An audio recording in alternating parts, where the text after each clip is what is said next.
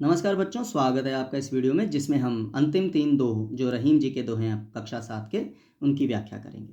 तो तीसरा, तरुवर फल नहीं खात है सरवर पियत न पान, कहे रहीम पर काज हित संपत्ति सच ही सुजान।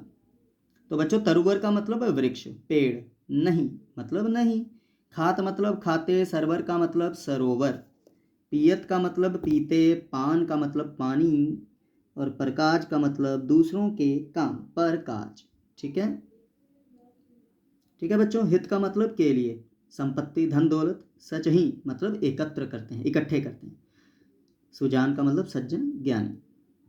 तो यहाँ पर रहीम जी कहते हैं कि वृक्ष पेड़ कभी अपने फल नहीं खाते और ना ही सरोवर अर्थात तालाब अपने द्वारा जो संचित जल है उसको पीता है। इसी तरह जो सज्जन और विद्वान लोग होते हैं वो धन का संग्रह अपने लिए नहीं वरन दूसरों की भलाई के लिए करते हैं बच्चों। इसमें त्याग जो है ना, त्याग, उसकी महत्ता बताई। जब आप किसी को कुछ देते हैं तभी खुशी मिलती है। ठीक है बच्चों। चौथा दोहा है, थोथे बादर क्वार के ज्यों रहीम गहरात, धनी पुरुष निर्धन भय करें पाछीली बात।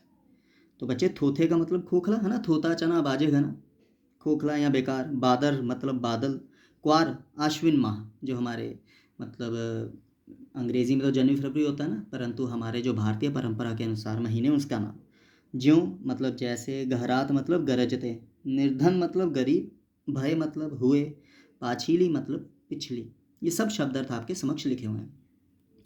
तो बच्चों, रहीम जी कहते हैं कि आश्विन माह में आकाश में छाने वाले बादलों की गरज खोखली होती है क्योंकि वे बरसात नहीं करते। उसी प्रकार पहले अर्थात भूतकाल में धनी रहे लेकिन अब निर्धन हो चुके लोगों द्वारा बीते हुए सुख के दिनों की बातें करना भी बेकार होता है क्योंकि आज के समय में उनकी कोई उपयोगिता नहीं होती। क्योंकि ये जो आश्विन माह में बादल गरज रहे हैं, ये सावन के महीने में तो काफ़ी बरसात करते थे, तब इनके पास पानी था, पर आज इनका गर्जन का कोई फ़ायदा नहीं।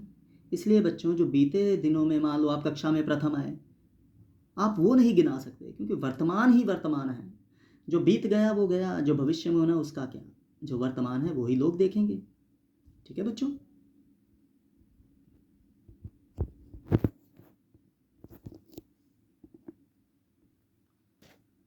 तो बच्चों, अंतिम दोहा है, धरती की सी रीत है शीत घाम और में, जैसी परे सो सही रहे त्यों रहीम यह दे।